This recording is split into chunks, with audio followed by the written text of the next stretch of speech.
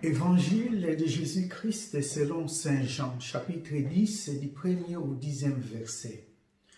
En ce temps-là, Jésus déclara, « Amen, Amen, je vous l'ai dit, celui qui entre dans l'enclos des brebis, sans passer par la porte, mais qui escalade par un autre endroit, celui-là est un voleur et un bandit. Celui qui entre par la porte, c'est le pasteur, le berger des brebis. Le portier lui ouvre et les brebis écoutent sa voix. Ces brebis à lui, il les appelle chacune par son nom et il les fait sortir.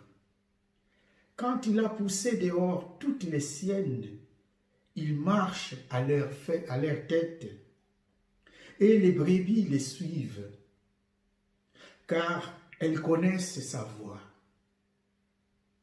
Jamais elles ne suivront un étranger, mais elles s'enfuiront loin de lui, car elles ne connaissent pas la voix des étrangers. Jésus employa cette image pour s'adresser aux pharisiens, mais eux ne comprirent pas de quoi il leur parlait. C'est pourquoi Jésus reprit la parole. Amen, Amen, je vous l'ai dit, moi je suis la porte des brebis. Tous ceux qui sont venus avant moi sont des voleurs et des bandits. Mais les brebis ne les ont pas écoutés. Moi, je suis la porte. Si quelqu'un entre en passant par moi, il sera sauvé. Il pourra entrer, il pourra sortir et trouver un pâturage. Le voleur ne vient que pour voler, égorger, faire périr. Moi, je suis venu pour que les brebis aient la vie en abondance. Chers frères et sœurs, essayons un peu de méditer sur l'évangile d'aujourd'hui. À l'époque de Jésus, la richesse était avoir beaucoup de brebis. Les pasteurs, quand je parle de pasteurs, les bergers, celui qui avait beaucoup de brebis ou beaucoup de têtes de vaches étaient les milliardaires de cette époque-là. D'ailleurs, nous connaissons bien l'histoire de Job. Job avait plus de 500 têtes de vaches. Donc, c'était l'homme riche de l'époque, de son époque, quoi. À l'époque de Jésus, l'image d'un berger, c'était toujours ça. Et même Dieu appelait les bergers pour son service. On connaît Moïse, par exemple, était un berger, Josué, David. Dieu a appelé ces gens-là pour servir son peuple. Les bergers, je parle des bergers, les pasteurs. Et même à l'époque de Jésus, comment on faisait pour mettre leurs brebis dans l'enclos? C'est-à-dire on utilisait une seule porte où beaucoup de bergers mettaient leurs brebis dedans. Et le matin, chaque berger se tenait à la porte pour appeler ses brebis.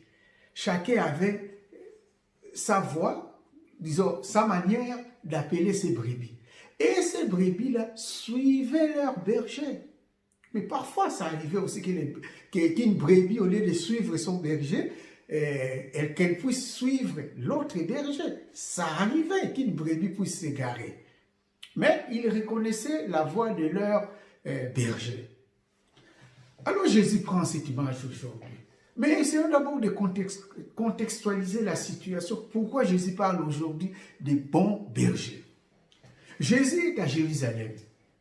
Il est allé à Jérusalem depuis un certain temps. Et là, il a guéri l'aveugle-né. L'aveugle-né est guéri. Et ça a créé, disons, une polémique entre Jésus et les pharisiens. Là, on est à Jérusalem. Et après cette guérison de l'aveugle-né, Jésus entame ce discours, beaucoup de ces discours-là, dans l'évangile de Jean. Il entame ce discours. D'abord, il a parlé qu'il est la lumière du monde. Après, aujourd'hui on voit, il va prendre même un texte de l'Ancien Testament, Ézéchiel 34, qui parle du bon berger, et Jésus s'approprie de ce texte-là pour s'identifier lui-même. Je suis le bon berger. Il dit, ceux qui sont venus avant moi sont des voleurs. Mais chez moi, on peut entrer et sortir, car je suis le bon berger. Qu'est-ce que Jésus veut dire par là? En lui, il y a la sécurité. On entre en lui, il a la sécurité. C'est lui qui protège. Il veille sur ses brebis. Mais il ne dit pas qu'il est simple brebis, mais un bon berger. Et c'est ce bon berger-là qu'on célèbre ce dimanche. Chers frères et sœurs, Jésus est notre berger. Il est le bon berger. Et même le psaume 22 en parle, que tu es mon berger. D'ailleurs, ces fameux chants qu'on connaît depuis longtemps, qu'on chante.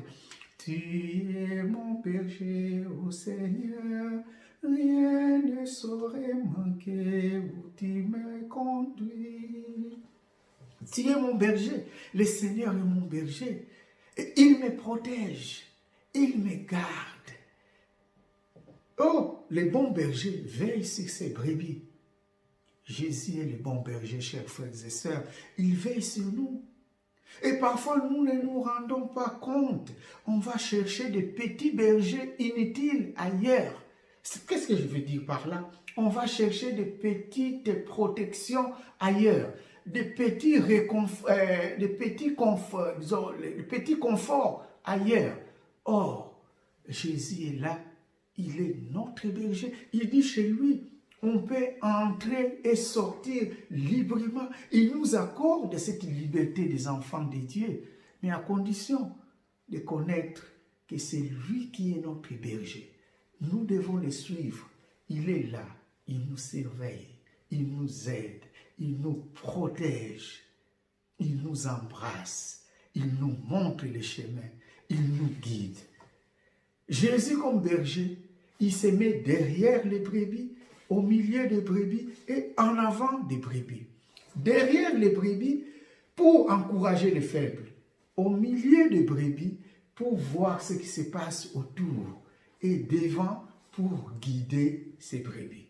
Voilà, c'est celui-là notre Seigneur. Tournons-nous vers lui qui nous protège toujours, qu'il protège son Église, qu'il protège le pape, qu'il protège les évêques, qu'il protège nous les prêtres, qu'il protège les religieux et religieuses, qu'il protège les laïcs, qu'il protège ce monde. Tout au plus encore, aujourd'hui, on a encore plus besoin de ce bon berger qui est notre Seigneur. Tu es mon berger, ô Seigneur, protège-moi.